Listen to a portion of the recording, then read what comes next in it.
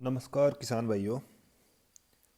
बहुत से किसान हैं जिन्हें बीज बोने के लिए नई नई तकनीकों के बारे में जानना पसंद होता है। ऐसे में आज हम आपके लिए बुआई की ऐसी विधि लेकर आए हैं जिससे आपको उच्च उपज के साथ गुणवत्ता वाली फसल मिल सकेगी। क्या आपको भी बुआई के लिए उन्नत विधि की तलाश है? अगर हाँ, तो आप एकदम सही जगह आए हैं।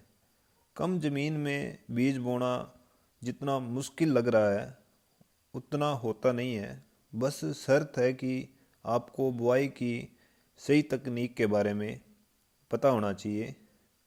इसलिए आज हम आपको बुआई की उन्नत विधि के बारे में बताने जा रहे हैं। तो पहले बात करते हैं बुआई के तरीके कौन कौन से हैं, विधियों के बारे में। पहला है ब्रॉडकास्टिंग बुआई की। दूसरी विधि है चौड़ी या लाइन बुआई।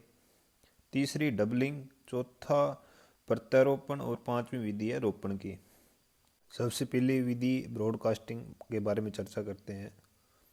ब्रॉडकास्टिंग विधि में खेत तैयार में हाथों से बीजों का बिखराव किया जाता है।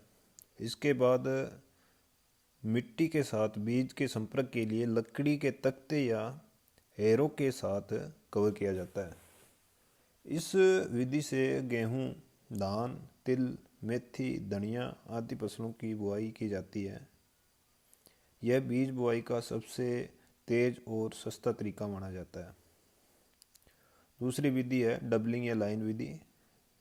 यह मोगा, सीड ड्रिल, सीड कम फटी ड्रिलर या मैकेनिकल सीड ड्रिल जैसे उपकरणों की मदद से मिट्टी में बीज गिरता है और फिर बीजों को लकड़ी या तख्ते या हैरों से ढक दिया जाता है।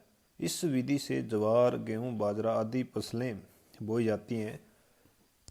इस विधि में बीजों को उचित और एक समान गहराई पर रखा जाता है। साथ ही इस विधि में बुआई उचित नमी स्तर पर की जाती है। तीसरी विधि है डबलिंग विधि। डबलिंग विधि में दोनों दिशाओं में फसल की आवश्यकता के अनुसार मेकर की सहायता से खेतों में बीजों को बोया जाता है। यह डिबलर या द्वारा मैनुअल रूप से किया जाता है। मूंगफली, अरंडी और कपास जैसी फसलों में इस विधि का पालन किया जाता है। इस विधि से पंक्तियों और पौधों के बीच की उचित दूरी बनी रहती है। इस तरीके से बीज की आवश्यकता अन्य विधि से कम होती है। अगली विधि है प्रत्यारोपण विधि। प्रत्यारोपण विधि नर्सरी क्यारियों पर पौध उगाना और निर्धारित खेत में पौध की रोपाई का एक तरीका है। इसके लिए नर्सरी क्यारियों पर लगभग 3 से 5 सप्ताह तक पौध उगाने की अनुमति दी जाती है। नर्सरी की रोपाई से एक दिन पहले क्यारियों को पानी दिया जाता है ताकि जड़ों को झटका ना लगे। वास्तविक रोपाई से पहले खेत की सिंचाई की जाती है ताकि पौध जल्दी से जल्दी स्थापित हो जाए। धान, फल, सब्जी फसल, तंबाकू आदि फसलों में इस विधि का पालन किया जाता है। विधि बारे में चर्चा करते हैं रोपण विधि। इस इनमें फसलों के वानस्पतिक भाग को रखा जाता है।